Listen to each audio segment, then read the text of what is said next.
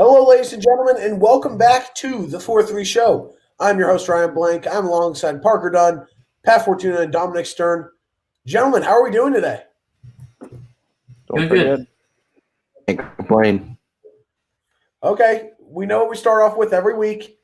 College basketball pick'ems. The standings go as so. We have Dom and Parker who are tied for the lead at 16-7. Then there's me at 15-8, and Pat went 3-3 last week. So Pat, you're on pace to have a better start or better finish than you in football. You got that better Providence finish. thing, didn't you? No, that's not true. Pat was over 500 in football. That's true. Not by For a a lot. while. The games he didn't pick, I didn't count as a loss. I just counted those as not a pick. However, you counted those as a So- loss. Yeah, if you count those as losses, it's different. But let's get Was it? Hold on. Let's check that out. Yeah, well, yeah, he would have been under 500. Yes. yes, he would have been. So technically, he still is on pace to do better. So let's start off with our pick'ems.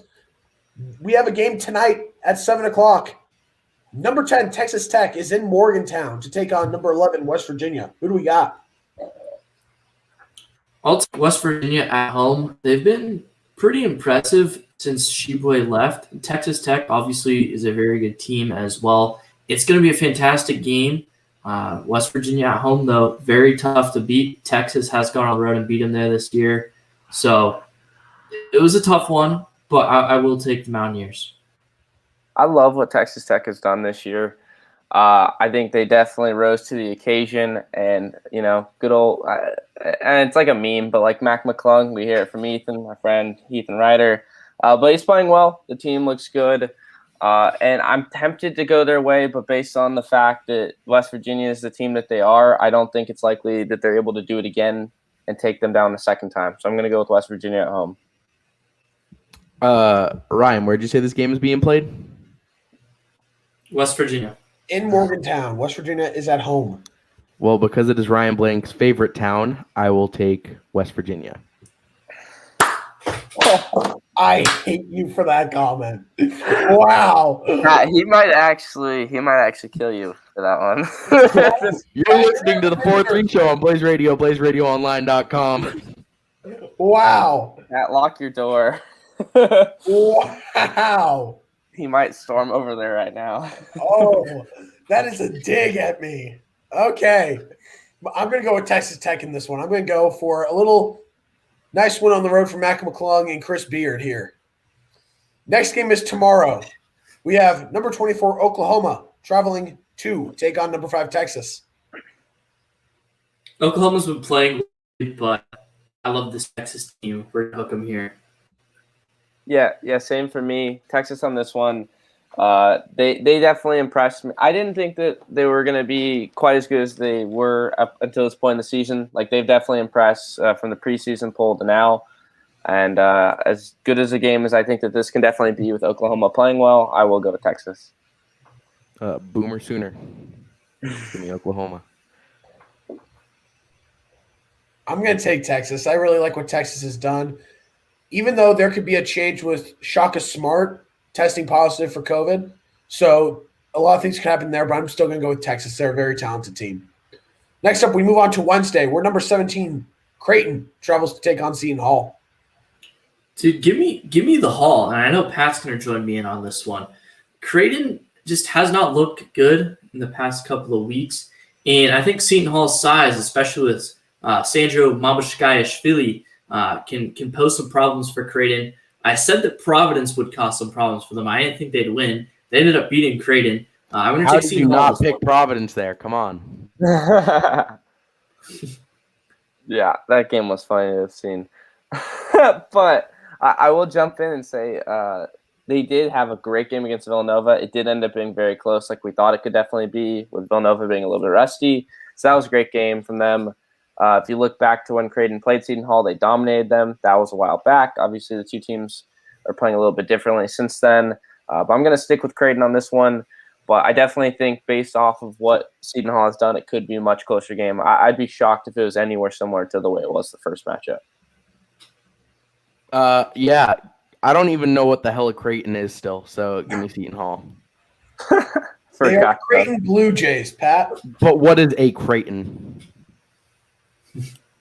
Got I me. don't. Exactly. You got me there. We don't know. Doesn't matter to me, but I'm gonna go with them anyway. I'm going to take Seton Hall. I think Creighton's offense is taking a step back, and their shooting has really gone down. They shot, I think, 14% from three in the loss against Providence, and I don't think it's going to get any better. So I'm going to take Seton Hall in an upset. High five. High five. Hold on. Oh, wrong way. Great success. Okay, let's move on to Thursday. Number 3, Villanova travels to take on UConn. UConn just doesn't have that go-to score with James Bouknight still hurt. Villanova. Yep, Nova with this one. Again, there was that rust that we expected, but this team's going to start to get on a nice rhythm. They're going to roll. There's a reason why they're ranked 3rd in the nation. They're going to take care of business against UConn. Yeah, my grandfather went to UConn, so I'm gonna go with UConn in this one. Yeah, with Bouknight out, I think it's just a lot of offensive stagnant. It's a stagnant offense, really, without Bouknight is what I'm trying to say. So I'm going to go with Villanova on the road in this one. Next up, we've got Oregon traveling to number 23 UCLA. Both these teams coming off some losses this weekend. UCLA no longer undefeated in Pac-12 play. The difference is UCLA lost at Stanford. Oregon lost at home to Oregon State. I think UCLA is the better team right now. I'll take the Bruins. Yeah, I was debating which way to go with this. I think that UCLA has proven to be better. I did pick Oregon to win the Pac-12, of course, not that long ago. But I do think I'm being swayed. I think that not Oregon, excuse me. I think that UCLA is going to win this game, and they will probably go on to win it. She just moved to LA. Go to UCLA. Give me UCLA in this one. Song's a banger. I'm going to take UCLA as well. I think that they're playing a lot better than Oregon, and their loss, I think, is better if you're looking at both teams that each one lost to. Next up, Friday, we've got number 7 Iowa traveling to take on Io DeSumo and the Illini. You guys already know where I'm going on this pick. I'm going with the Fighting Illini. I don't think Iowa has a player who can guard Io DeSumo. Now, I think Luka Garza is going to have a field day with Kofi Coburn and his lack of mobility down at the 5 spot. I think that they're going to run screens all over him. It's going to be a really high-scoring game here, but I think Illinois is going to pull out the dub in the Payne House. This is going to be a really good game. I wouldn't be shocked if Illinois goes on to win this game with what they bring to the table. I know the lack of defense from Iowa can be concerning. They've had some really iffy games when they do lose, but I'm going to trust Luka Garza on this one. I know that they're going to be able to bring a high-scoring offensive attack, and I think that ultimately in a game like this, it'll be enough. First of all, John Stern asked in chat, is it cold in Phoenix? I assume he's asking based on my outfit. Yeah, it's pretty chilly out here today, John. We had some hail earlier. Some sleet. It was snowing in Scottsdale, North Scottsdale today. Was it? Was it? It was, yes. Learn We something have new our every day. weatherman Pat Fortuna on it right now, actually. Weatherman Pat Fortuna says it was cold necessary. No, give me Iowa in this one. I'm going to take Iowa as well. I think Luka Garza is going to have that field day, and he's going to have a huge game. And when it comes down to it, I think Garza's going to outplay DeSumo to where that he can get them the win. Next up, we've got a loaded Saturday slate, and we have number 9, Alabama, traveling to Norman to take on number 24, Oklahoma.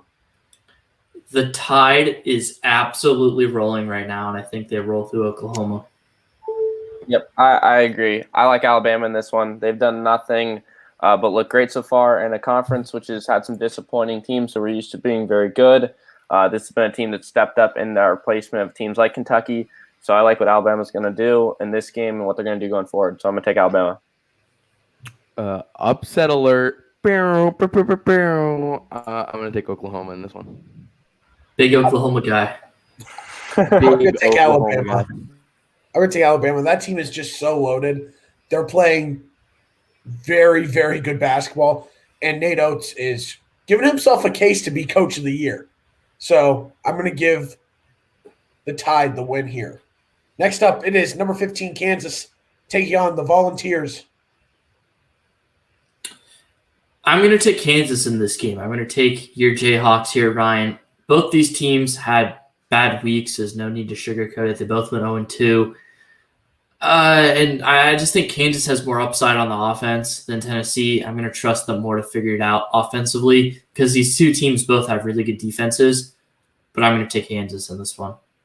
Yeah, I'll be taking Kansas as well. The two teams have struggled, so this is an interesting matchup of the two coming together because one of them is going to continue to struggle with another loss on their season. So I'm going to take Kansas because when you look at Tennessee's losses, they're significantly worse, not just by the margin of which they're losing, but by the caliber of the teams they're playing. So I'm going to go with Kansas on this one. I feel like there's more that I can trust with them looking to bounce back in a game like this. Sorry, Jayhawks versus who? Tennessee. Give me Tennessee. This is tough because KU is not playing well at all. They're not playing well. They're not scoring.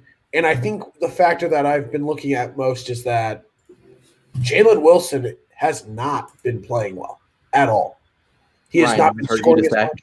So, Does this physically pain you to say? no, it's a fact. No. You're not sad? Yeah. No, I'm not sad. Okay. It's frustrating because KU. Okay, so there it is. You're frustrated. Yeah, it's frustrating, but I'm not sad. There's a lot of differences in that. Is this an interrogation now, Pat? It's exactly what it is. It's like he was I'm all for frustrated when he had to leave Morgantown, but he wasn't sad. Yeah, exactly. Thomas has been added to the list.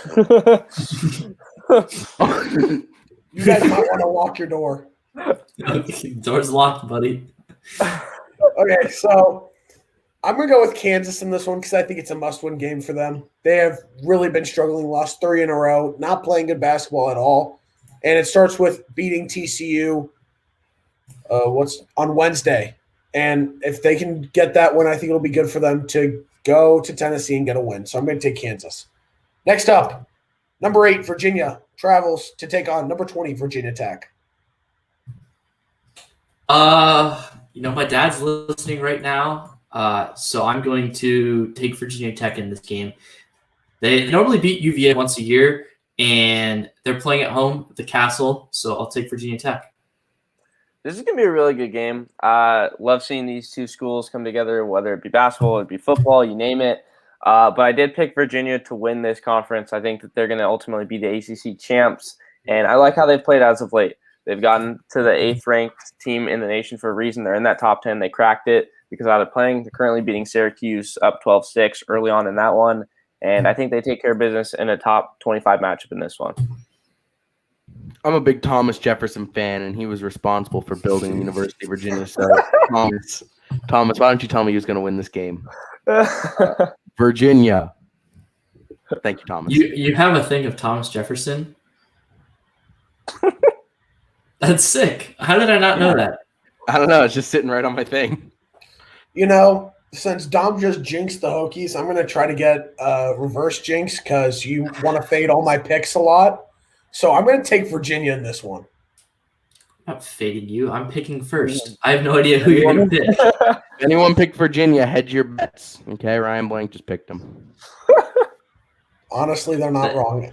I was on a cold streak before I quit. So Hey, but how about Dustin Poirier though? How about Dustin Poirier?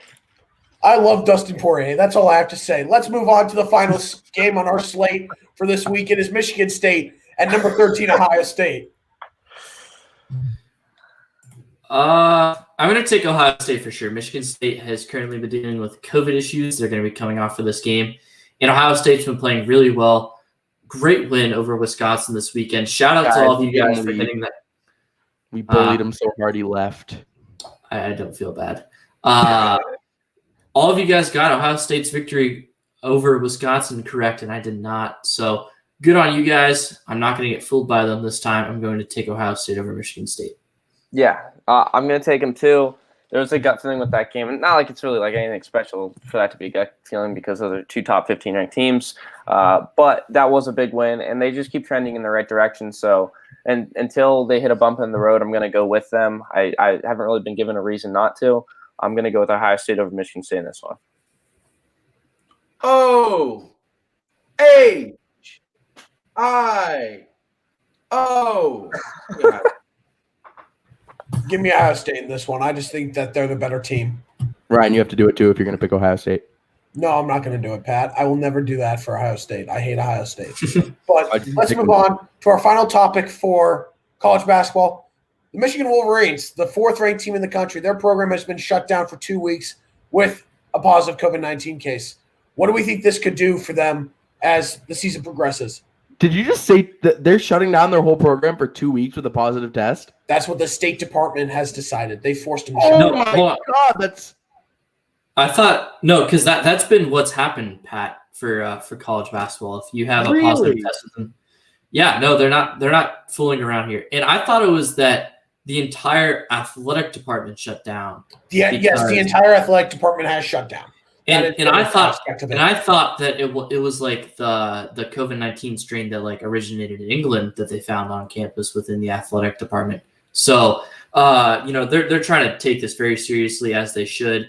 And it's unfortunate because I mean this team was playing so well and they were really the surprise of the nation. And with Iowa losing this past week, they'd all of a sudden jumped in front and now they're at the top of the Big Ten standings. So it sucks for Michigan, but got to do what you got to do in 2020. Yeah, this I is guess the 2020. approach.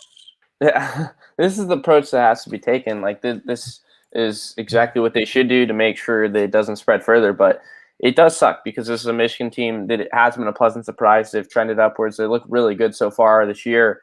And with a team that's playing this well and this hot right now, it definitely hurts because it's a big bump to go 2 weeks without playing and then jump right back into the season and deal with those obstacles is a lot as it is. So I'm curious to see how they look when that 2 weeks all free with COVID. But yeah, this is a situation. There's no sugarcoating it. It's a bummer for the program, it's a bummer for the fans because this team looks really good right now. And I just want to see what they continue to do in the conference that I picked them to win. that sucks. Really sucks for poor Michigan. Pat, you said it right. It does suck, but it's the new strain that they found that's originated from England, and they got to take it with extra precaution, and that's what they're doing.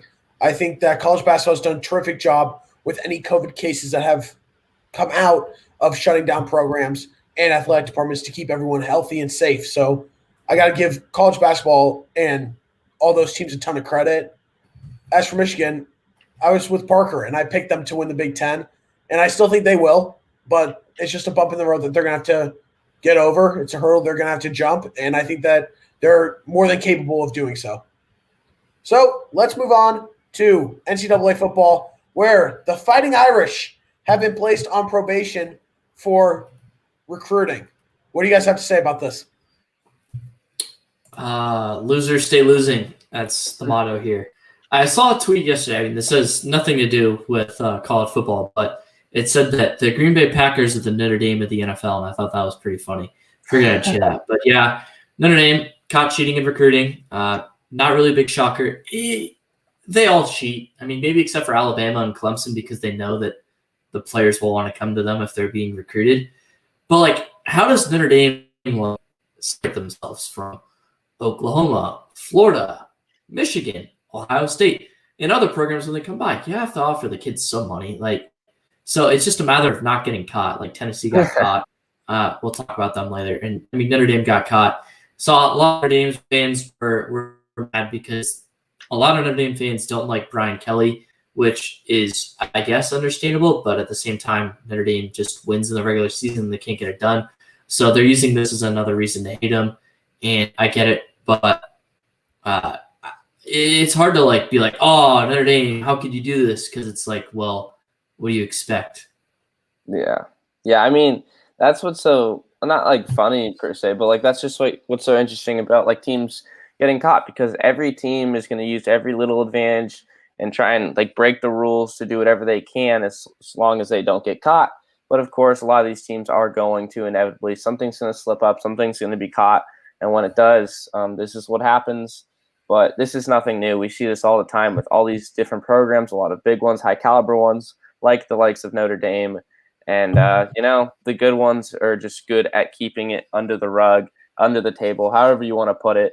and Notre Dame was not one of those teams. So this is unfortunate for them and their program. How do you catch one of them cheating? Are you like some random dude on the NCAA board behind a computer and you're like, hi, yes, I am a young prospect and would love to play for your school, give me money? And then Notre Dame's like, oh yeah, sure. Because if so, that's coercement and that's not okay. But I don't know. I don't know. This is kind of weird to me because Notre Dame's not an unappealing market for or an unappealing school for kids to go to, but I don't know. It sucks for Notre Dame. They're in trouble. I had to think of what I could say for radio there. But yeah, that's too bad. Okay, so the interesting thing about this for me is that it was linebacker Savell Smalls who was actually a part of this. And remember, a player like this was also a part of Florida's Dan Mullen and Jimbo Fisher of Texas A&M getting in trouble with recruiting as well. So there's a lot of dominoes to this effect here, if that's how I can say it. What are you guys laughing at? Nothing. Keep going. Do your thing. So, and also they were fined $5,000, which is absolutely nothing, and then they're getting recruiting restrictions, which you have to expect. They're probably going to get one less official visit or something like that. So it's not gonna impact Notre Dame basically at all. Yeah, I mean, they're a top program. Too bad they just can't win. Yeah, recruits are still going to want to go there. They are a good program. They're not an elite program. I like to say that. Yeah. Yeah, that's a fair way to describe them. And lastly, well, no, actually, we got one more after this. Nick Saban is back at it again. He added another former NFL head coach, adding Doug Marrone to the staff as the offensive line coach. Yeah, and this is what Alabama has done. We've seen them taking coaches and that have basically failed and then basically turn them back into really good coaches, proving that they were just in really bad situations. Or they messed up on the outside, like we saw Steve Sarkisian. He was a good coach. And then, of course, the drinking incident at USC, and then him not doing so well in Atlanta because no one's as good at offensive play calling as, what's his name? Shanahan, of course. How could I let that name slip by? So I think this is fantastic. I think Marrone's a really good coach. I'm not sure he's a head coach. He's like the type of guy that, he's knowledgeable about football, but when all the decision-making comes down to it, he's not exactly the best. And he just has that football mindset, and he's a leader. But I'm not sure he's capable of fully leading a football team. So you can go sit under Saban's wing for a couple of years, and maybe he'll move up to offensive or defensive coordinator. I'm pretty sure he's a defensive guy, right? Yeah. So I'm sure he'll become a coordinator or something at some point. Yeah, I think that's a good comparison. It's like that chance to use situation where Saban brings in these coaches messed up or had some sort of bump in the road, and they're able to do great things with a credible program that is the top of all the college football landscape. So I like this. He had some success as a head coach in Buffalo, led the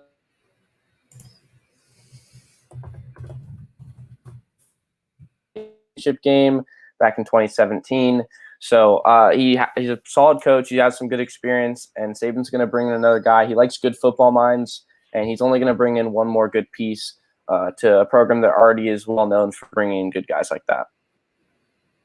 Yeah, I think this is a good hire. I like Doug Marrone a lot in the college field in the position he's in. I don't like him as an NFL head coach. Let me make that very clear.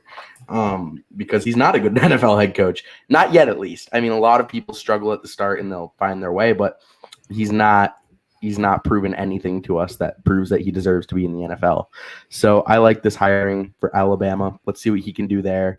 See if he can get anything going, get any momentum, and really land a job that's of a position of higher power again, like he had with the Jags. Yeah, in 2017, he had a great defense. led by Jalen Ramsey and Calais Campbell and Dante Fowler. They had a ton of talent. And having him as your offensive line coach, you're just bringing in another guy who's had that leadership experience and had experience as a head coach. I definitely agree with you, Dom. I think he could be a guy that gets a coordinator job, but I don't know if he's set to be a head coach. I don't know if that's just who he is or if he's better being a coordinator and an assistant coach. So, and finally, Well, he was pretty good with Buffalo. He was pretty good with the Bills. No, Did it I wasn't. break? That was obviously a joke, guys. You should laugh. Yeah, I know. I'm not gonna I laugh. got stared I'm not down. gonna- They were 3-0 or 4-0 one year with Fitzmagic, and everyone's like, "Are the Bills a serious contender?" And then I think they went like 5-11 that year. Yeah, classic Bills. Fraudulent organization. We'll get into it later. Dude, God, we're just gonna give him a few minutes to rant. That's all we gotta do at this point. Next up, and finally, Tennessee has found their new AD and former UCF AD Danny White. He joins a mess of a program trying to find a new head coach after all the recruiting violations. Do you guys know anything about Danny White at all, or anything you guys want to say? Well, I think this is a great hire actually, because UCF over the past couple of years has been a fairly solid athletic program. And they should be, given the fact that they're in Orlando, the ability to recruit. And the fact that they've got coaches like Aubrey Dawkins at basketball, who we saw went to the round of 32, was a putback shot away from making it to the Sweet 16. And then Scott Frost, who, of course, has, gone on to fail at Nebraska. But he was still a really damn good quarterback at Nebraska and a really good coach for them at UCF. So something tells me that Danny White will be able to find good coaches at Tennessee, because obviously there's more sports to that.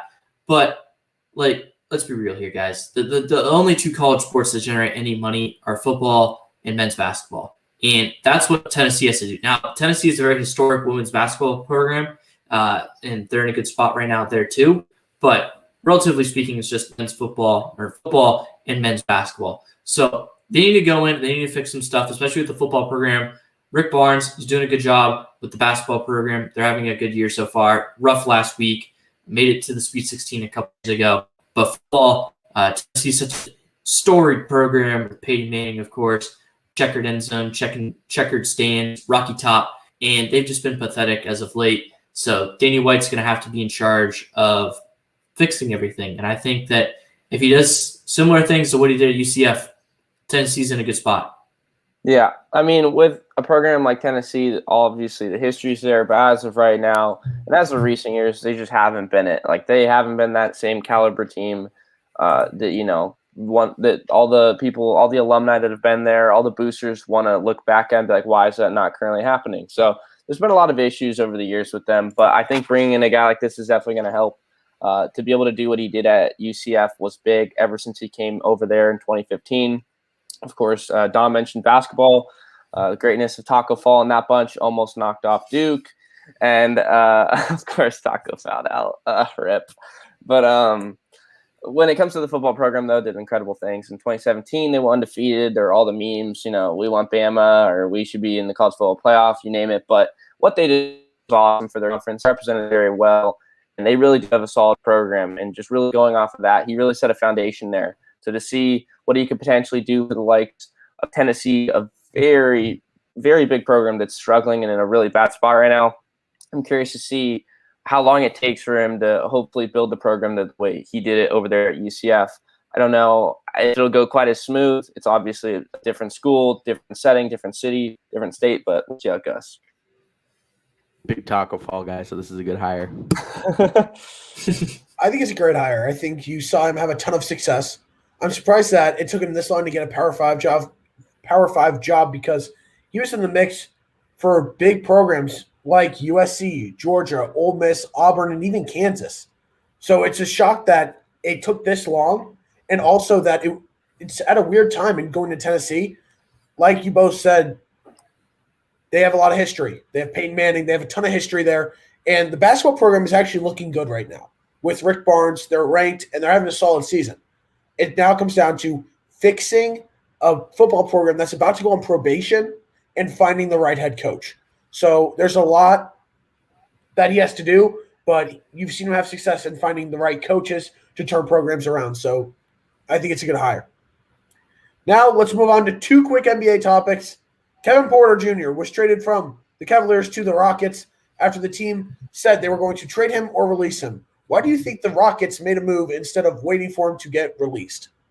Because the Rockets are making money moves right now. I like what the Rockets are doing right now. Do I think they're going to win an NBA title? No. Do I think that they're putting themselves in a good position after trading James Harden, their stud player of the past, how many years? 6, 7? I mean, this puts them in a good spot. I like the trade. I mean, I think this is a move where Kevin Porter Jr. was a guy. I mean, I followed him, not specifically watching him in high school as a player over there in Washington, but as a USC fan, I was able to, keep an eye on their recruits, and he was one of the biggest ones that they've ever received. He was one of the top 30, I believe, in the nation when they got him. He was a 5-star prospect. Of course, it didn't really pan out that well over there at USC. I mean, he only averaged around, I think when I checked recently when they made that trade, it was like 10 points per game. So he didn't have a huge impact, like the potential that he showed back in high school didn't quite pan out. There were a lot of issues with him getting suspended for violating team policies. It was a very, very rocky situation. But the kid is extremely talented. There's a reason why he got drafted when he did. The raw talent has been there since high school, and teams knew that. The Cavs knew that. They took a chance on him with that. And I think if you're the Rockets, you make this move, and it's not a big deal because you didn't give up much for him at all, just a second rounder. So you're bringing in a guy who was a first rounder, and you know that the potential's there. So see how he pans out, because this is a Houston Rockets team, keep in mind, that is rebuilding, and they're definitely changing the culture with James Harden being shipped off. So why not bring in a guy like that and see how he does? Yeah, only a second-round pick. It's not a big deal for the Rockets. And to get a guy who's averaging 10 points per game so far on the season, that's pretty solid value if you're a Rockets fan. The Cavs, they're off to a pretty good start. Colin Sexton in pretty good fun, and they're in a good spot in the Eastern Conference right now. So I think this is a good deal for obviously the Rockets and for Cleveland to get something back. It's not the best, but use 30th overall pick on Porter, and then now they're getting a second-round pick, which I imagine will be pretty high in that draft. So it's not too big of a loss if you're the Cavs. Yeah, the Cavs have had their backcourt set with Darius Garland and Colin Sexton, so he really wasn't going to get a ton of time as a starter unless they pushed him over to the 3 role. But I think that's a good trade for the Rockets because they're getting a very young talent who's averaging 10 points per game and has a lot of potential. And it's only for a second-round pick. So I think it's actually something that will benefit the Rockets, and it just gives them another piece that they can grow for the future. So I think it's actually a solid trade for them. And our last NBA topic, tomorrow is the anniversary of Kobe Bryant's death. Is there anything that you guys want to mention or talk about with Kobe Bryant? Well, I mean, I'll just jump ahead. As far as like the legacy of Kobe, obviously that goes without saying, the amount of things that he did. So there's not too much to add to that, because if you're a basketball fan or just a sports fan or just a person, you know what Kobe brought to the table. You know how influential he was on and off the court. You name it. He's done so many things to improve so many different aspects of life. But it's just crazy to think back that it's almost been a year, because when we were all apartment searching back freshman year, obviously that news broke and we were all like completely shook by it. We just didn't know what to make of it. It didn't seem real. So the fact that that year anniversary is coming up is really crazy to think about. Yeah, and we were all together touring apartments when we found out about this news. It was tough. And as the resident Lakers fan, I mean, Kobe was the guy. And it was tough. You know, obviously it was drawn out like a lot for the next couple of months. People kept talking about it. But just shows you how much Kobe Bryant meant to the basketball community. I mean, like I said, anytime you shoot a ball at the garbage can, you go Kobe. So it's a tough loss. We'll remember touring Vertex, where, of course, you two guys live, 1 year ago tomorrow. Pat, you got anything? Been a long year.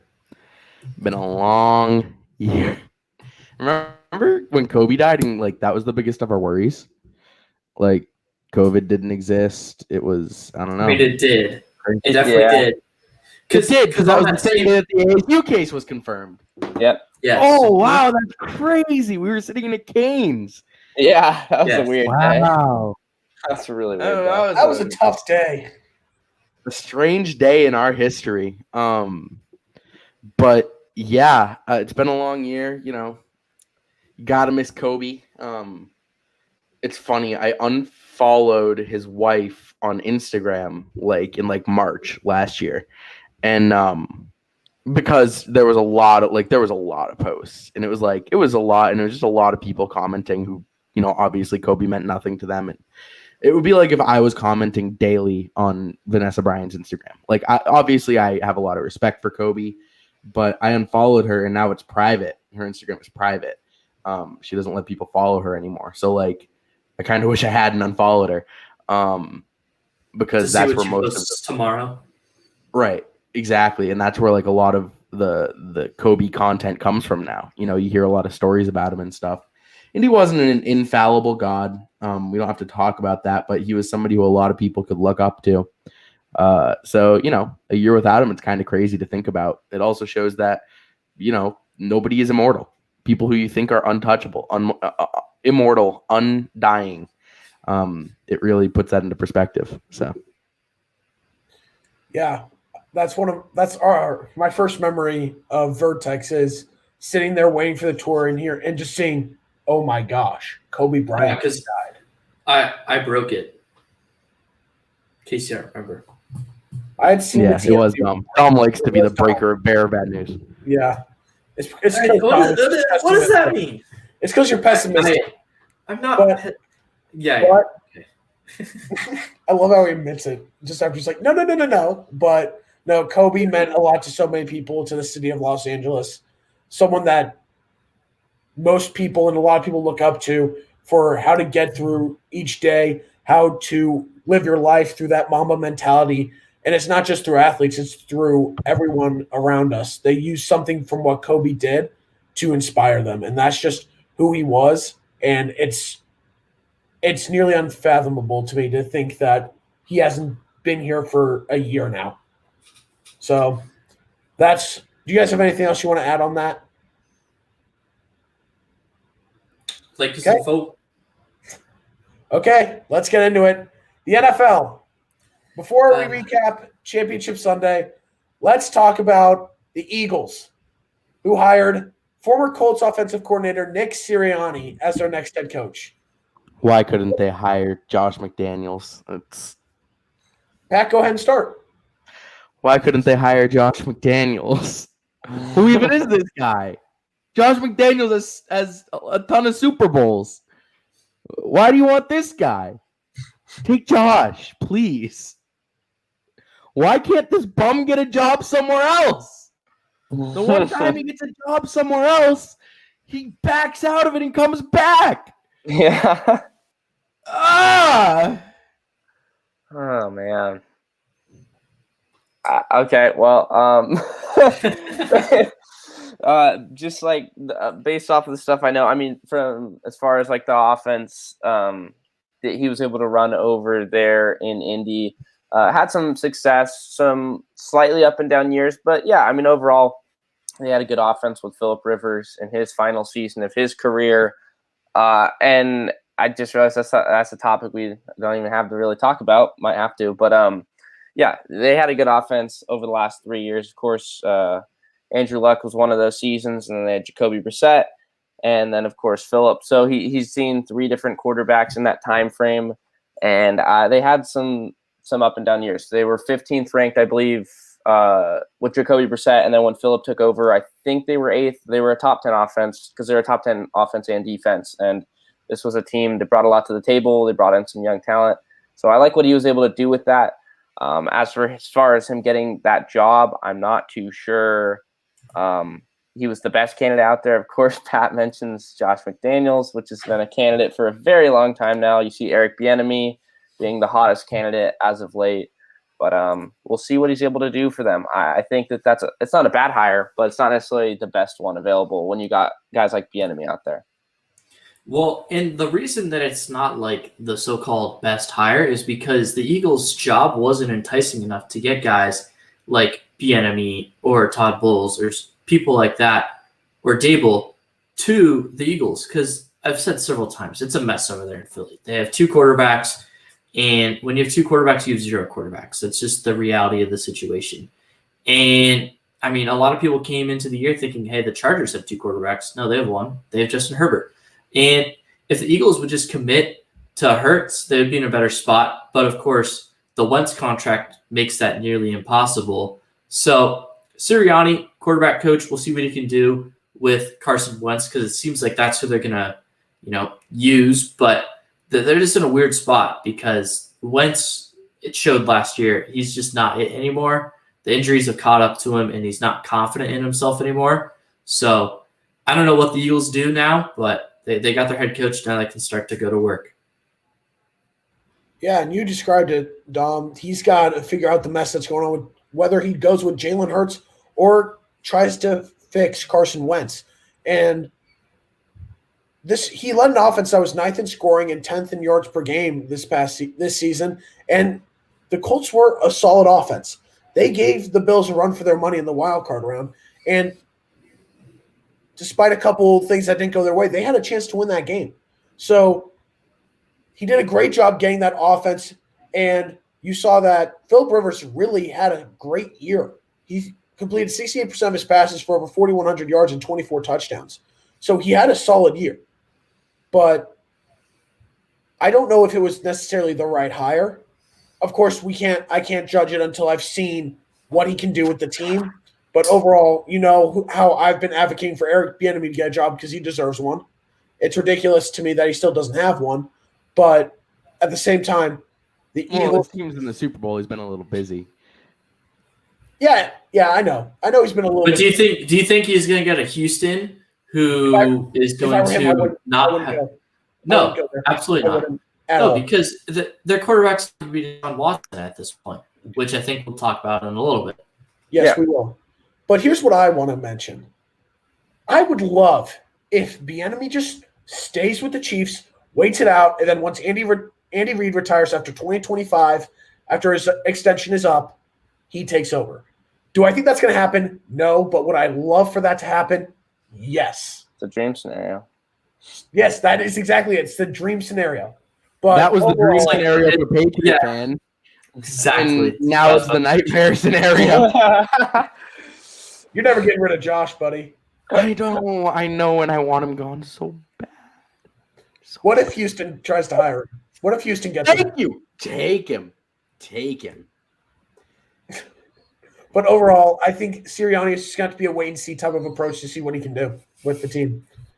Now, before we get into Championship Sunday, let's talk about Deshaun Watson. It is a mess in Houston. He wants out, and his two top destinations are the Jets and the Dolphins. What do we think about this entire scenario? Well, two very interesting teams to prefer to go to. I mean, obviously, realistically, it's going to be a pretty rough team because the rough teams have the assets from being bad. That's how it works. But I just thought it was interesting that those are the teams that he wants to go to the most. I mean, I guess playing in New York, playing on that big stage, trying to be the one that is the savior to that franchise in the way that Darnold couldn't quite. Of course, he didn't have the pieces around him to do it. Never think he had a fair shot at ever doing that. But I guess maybe he wants to fill that role. Maybe you want to go over to Miami. It's an ideal location, be a part of an up-and-coming Dolphins team, take over Tua's job. But I thought the choices that he said were kind of funny to me because most people don't wish to go over to New York right now with how they look. Yeah, I don't believe those are obviously that's what's been reported, and I'm sure that those are places that he's rather be than Houston. But I genuinely don't believe those are the two places where he most wants to be.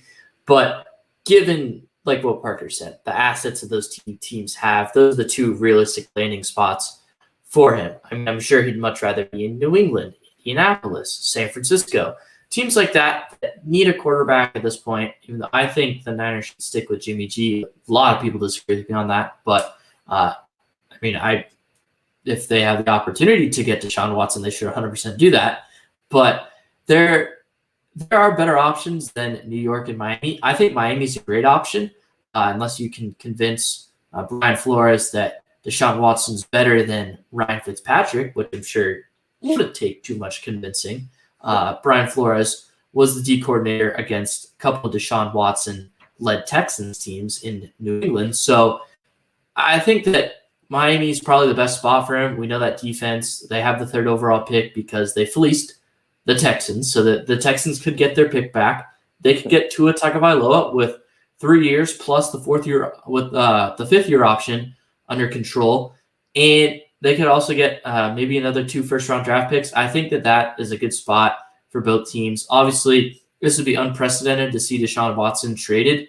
A quarterback of his caliber in his prime that is so young never gets traded. But it seems like that's the route that the Texans are going to have to go down because Watson, he's just fed up with the organization. And thoughts and prayers to J.J. Watt.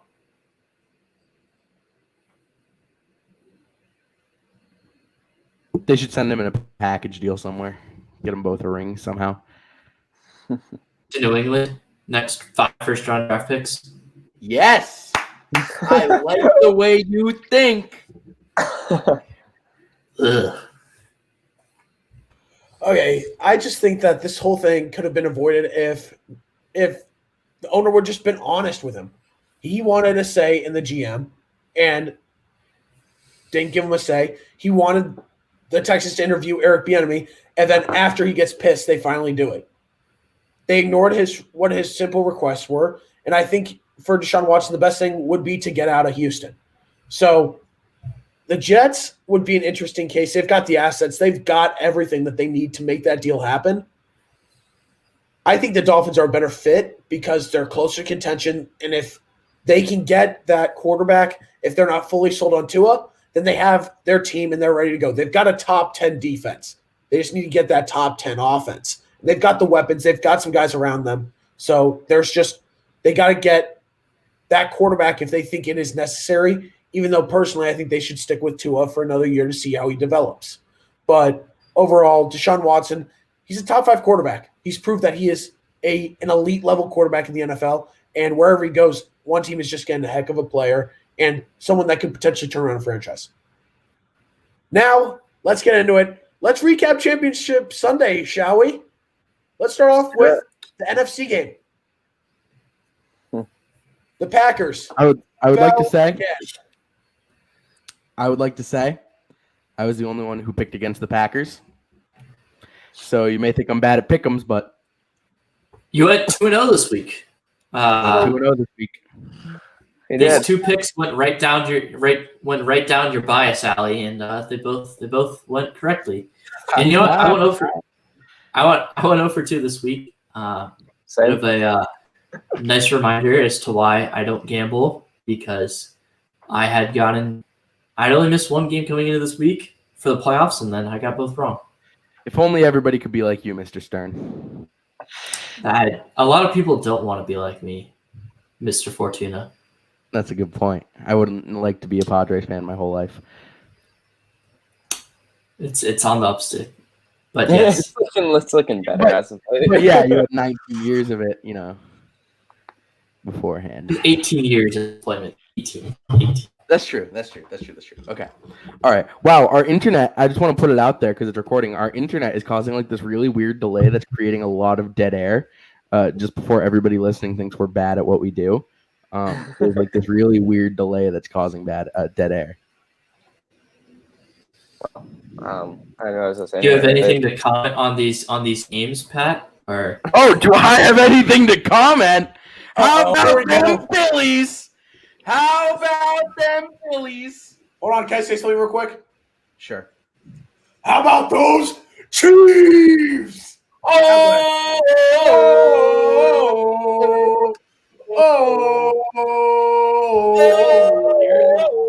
Anyways, I can tell you that this weekend I saw the Buffalo Bills that I know and love.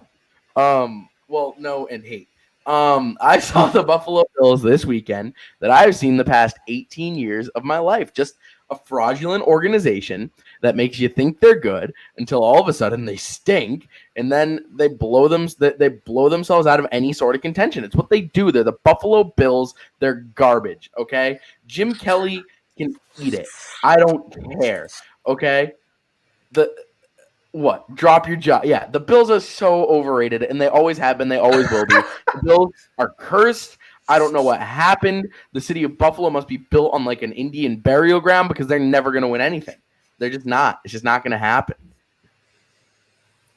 First off, do not condone the use of the tomahawk chop on our podcast. Yes.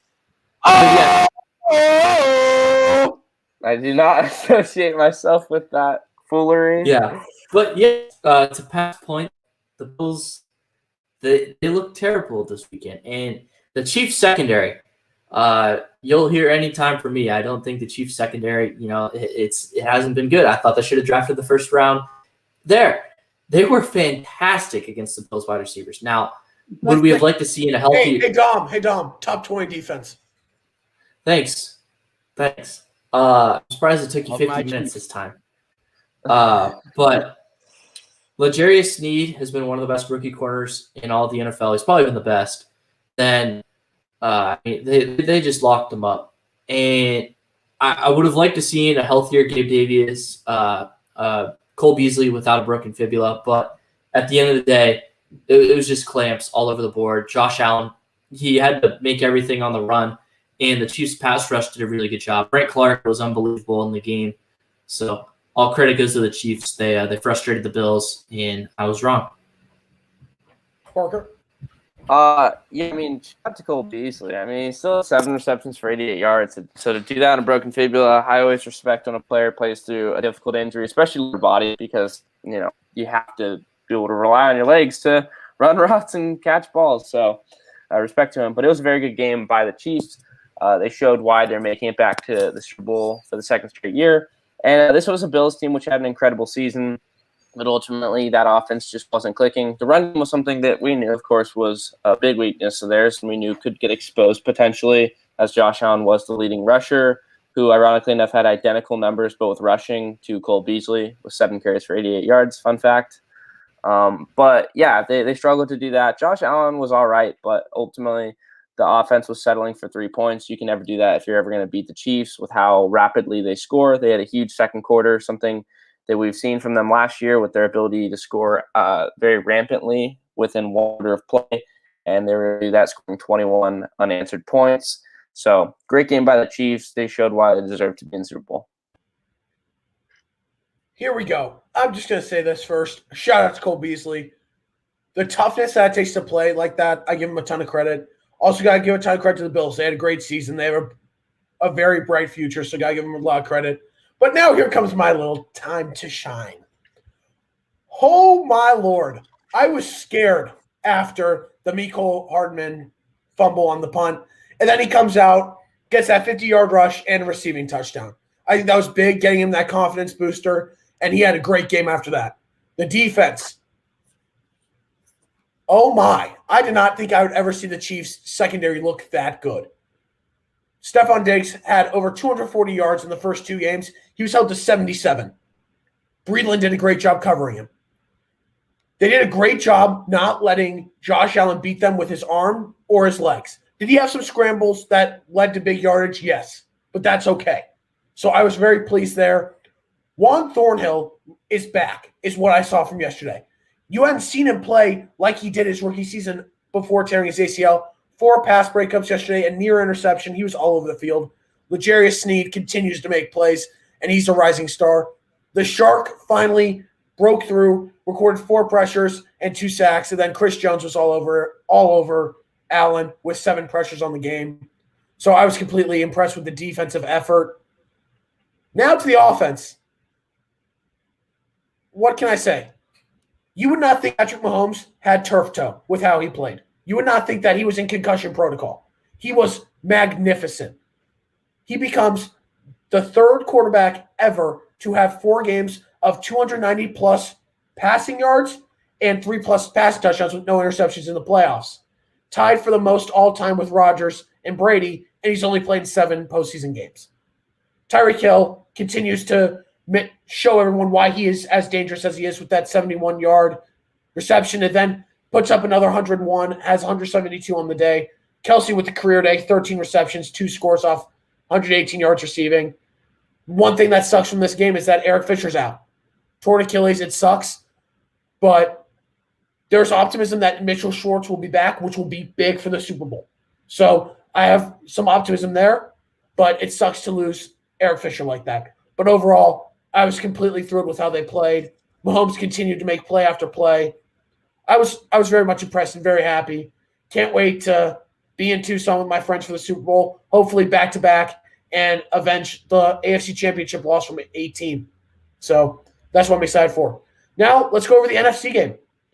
Brady is on his way to his 10th Super Bowl, and he's looking for his 7th ring. Rodgers and the Packers couldn't get it done despite getting 2 late turnovers from Jair Alexander. What do you guys think of this game? I mean, this was a game where it's just the common theme with the 2 career paths of Tom Brady and Aaron Rodgers. Aaron Rodgers outplayed Brady, but ultimately supporting cast didn't help him the same way. That Aaron Jones fumble, of course, was huge. They found themselves down 28-10, and they were starting to spiral out of control. Of course, they fought back, scored back-to-back unanswered touchdowns, which was big to make it a game. But a big theme that I absolutely cannot stand is teams going for 2, especially in the third quarter. I am a big believer that you only go for it when you absolutely need to, and when you do not get it, it always bites you in the end. All of a sudden, you need to go for 2 again, or you need to have a different situation scoring-wise to make up for that lack of points. And the Packers fell victim to that. Of course, they didn't get the ball back. As time expired, the Buccaneers were able to kneel and let that clock expire. So it didn't ultimately affect them, but it definitely was going to have some sort of impact on their approach on those final couple of drives. And that's my biggest takeaway, because I cannot stand when teams do that. But ultimately, congratulations to the Buccaneers for making it this far. Tom Brady actually became the record holder for Tampa Bay Buccaneers franchise history in passing touchdowns for the postseason, which is just so pathetic for that franchise. For him to have it with 6, but he is. Congrats to him. And we'll see a very good Super Bowl matchup. Yep. Tom Brady is coming home with 7 rings, going back home to Tampa. Ryan, I was a big Chiefs fan this weekend. You should have enjoyed it while it lasted. Here we go. Tampa Bay, Tampa Brady. Listen, obviously, bring on Tom. You said that in the AFC Championship 2 years ago, too. Look where it put you. D Ford, and you know it. Okay, you're going to have a player line up offsides this time, too. Like, I don't understand where you're going. As Travis Kelce said in the parade last year, 55, and he ain't offsides, okay? He's no chance of that happening. Listen, Super Bowl 55, D Ford, war number 55. I see no coincidence there. This is not going to go your way. Coincidence when he records 3 sacks on Brady. Okay, I do hope there's 3 sacks on Brady, so it makes his stat line look a little more humble when he drops 600 yards and 5 touchdowns on you. No chance. No chance. That Chiefs secondary, did you see the way he cooked the Packers secondary? I mean, he had 3 picks. Yeah, he threw 3 picks. And look how good the Chiefs secondary looked yesterday. Okay. All right. Let's hope they can turn it around for you, buddy. I hope for a good game, but I'm never betting against Tom Brady in the playoffs. That man is my god. Too bad he couldn't stay in New England. It is too bad he couldn't stay in New England. It really is. But you know what? He played Patriots football for 20 years. He was loyal to us for that long. I can't blame him for wanting to win somewhere else. He's still doing it. He's still proving he's the greatest of all time. If nothing else, yes, I'm sad he left the New England Patriots. But if nothing else, this proves Tom Brady is undisputably the greatest quarterback of all time. In his 10th Super Bowl appearance in a different conference. I know you probably look at Parker there. He's crying thinking about Peyton Manning. Listen. Not true. Okay, how is Peyton Manning better than Tom Brady? We do this on another show when we are not running out of time. No, we have a minute left, and I'm going to say this right now so Parker can't retaliate. Tom Brady has 6 Super Bowls. Peyton Manning has 2. Tom Brady is the greatest quarterback of all time. If Peyton Manning had 6 Super Bowls, I'd be saying he's the best. Okay, It's a Super Bowl, more four passing different head touchdowns, more coaches. passing yards. I don't 102. understand your Took argument. him longer to do it. Peyton did it in less time, more Okay, but Tom efficient. Brady's still doing it. He's done it more at a consistent rate for longer than I Peyton Manning. will always It's not have my fault. respect- His neck is a plastic straw. I It's will not my fault. I will always have respect for a guy who can play the game for a long time, but that doesn't make you the greatest. It's what you do in that time frame that makes you the greatest. Yeah, and he's won 6 rings. Anyways, they're both really good. Ryan, take us out. Okay, I just want to mention it. It was a good game for the NFC Championship, but bring on Tom. He's losing. He's gonna end the season with 6 rings. Okay, ladies and gentlemen, next week we will preview the Super Bowl, but this week enjoy the Pro Bowl, and we will be back next week. Have a great rest of your week. Big